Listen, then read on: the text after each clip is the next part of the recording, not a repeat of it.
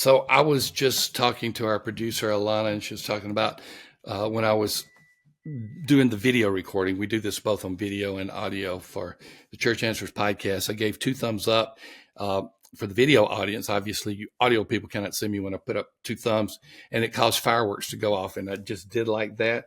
And I haven't been able to get the fireworks to go off on our software ever. I keep doing two thumbs up. I just where are you? Fireworks? See, nowhere to be found. Maybe you viewers on YouTube can tell us what I need to do to get the fireworks back. I did it with one, did it with two, did it close, did it far. See, nothing happening.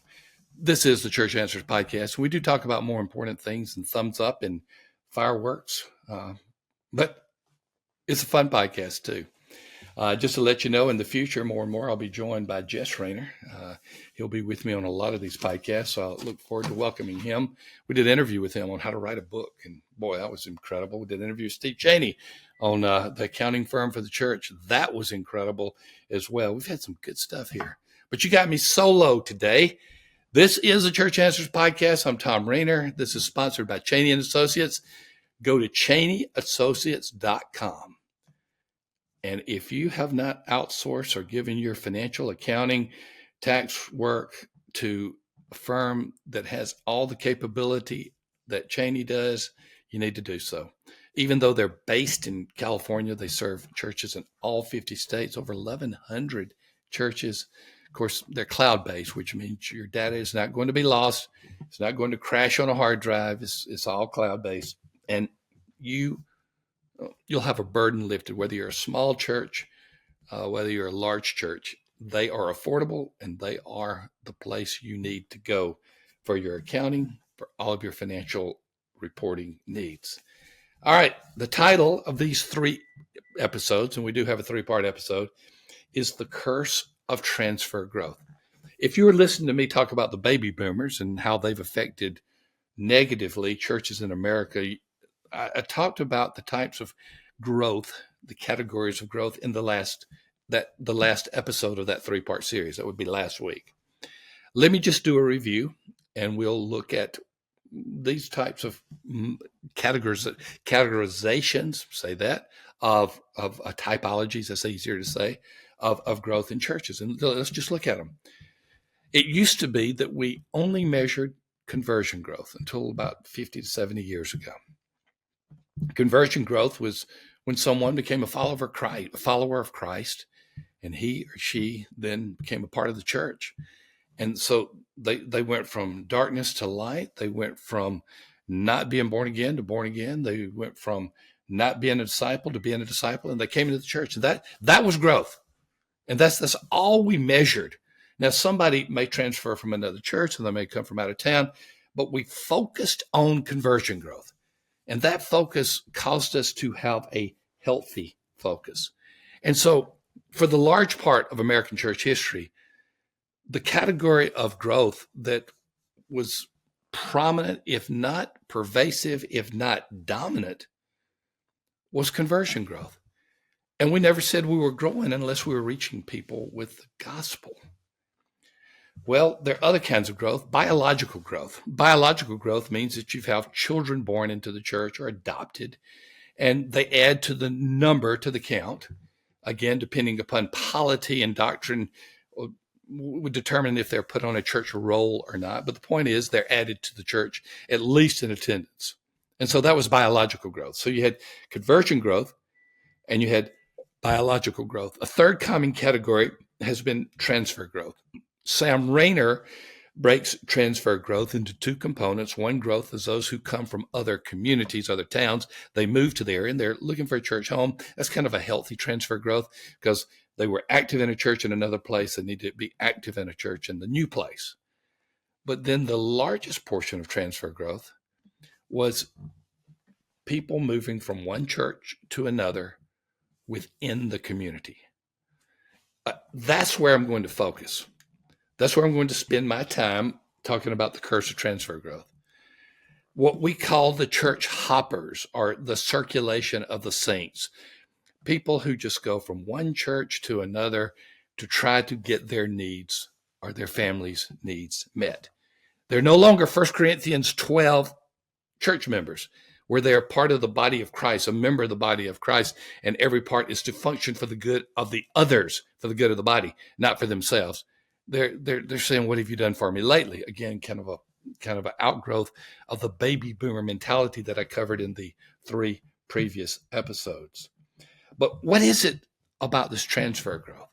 What began to take place that made our churches so unhealthy? Well, a category in itself cannot make a church unhealthy, but it's what's behind the category. Now, let me explain. Let's say that you're in a community, a smaller community, and there's a church of 500 in attendance and 3 or 4 churches of 100 or fewer. And let's say that the church of 500 becomes a church of 600 or 700 at the expense of the churches of 100 and under, who are now 50 and under. What we have done in American congregations is that we have celebrated the church that grew at the expense of other churches. We said, boy, that is a great growing church. I saw it. I am a part of the history of the church growth movement. I'm considered a third generation. There was Donald McGavran, kind of the father of the church growth movement, then Peter Wagner and Elmer Towns and others, second generation. I was considered a third generation part of the church growth movement. And I saw that many times our list of growing churches, our list of big churches, our list of fastest growing, our biggest churches, was largely due to transfer growth. And so we began to reward transfer growth.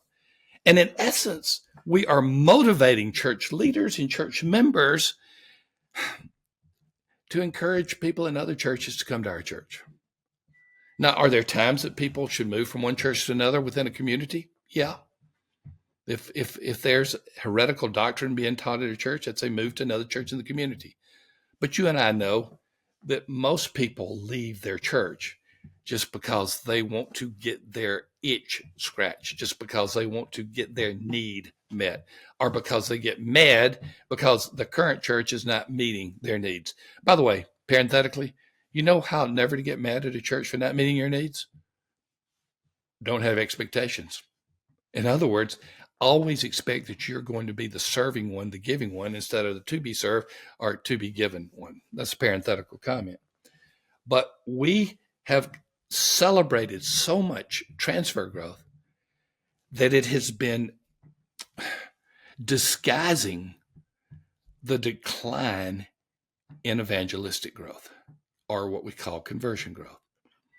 Because if a church had 100 additions, which would have been huge, in 1 year, and it was 80 people who were new Christians, and yet 5 years later, they're still adding 100 a year, but now it's 80 to 85 who are coming from other churches, it looks the same the way we celebrated it, because we treat transfer growth where people are coming from one church in the community to another, to the latest, hottest, greatest church, the fad church, I would call it. We're disguising it, and therefore, and I'll be talking about this in a next episode, we're taking away the urgency of evangelism because many churches are still growing, even though they're not growing by the Great Commission. I want to contend with you that transfer growth largely has been a curse on the American church, especially the counting of it and especially the celebration of it. It has caused us to celebrate the things that should not be celebrated and to neglect those things that should be advocated. So what I'm going to do is I'm going to talk about some of the important things that have happened as a result of this. And the next episode, I'm going to talk about the loss of evangelistic urgency, why we have seen evangelism no longer not only be effective, but absent in many churches. And we're going to talk about what has happened to smaller churches as a result. I have so much I want to go over and so little time. I try to keep these podcasts within around the 10 to 11 to 12 minute range. And so I want to be loyal to that. I want to be faithful to that. But will you come back in the next episode when we start talking about the loss of evangelistic urgency because of transfer growth?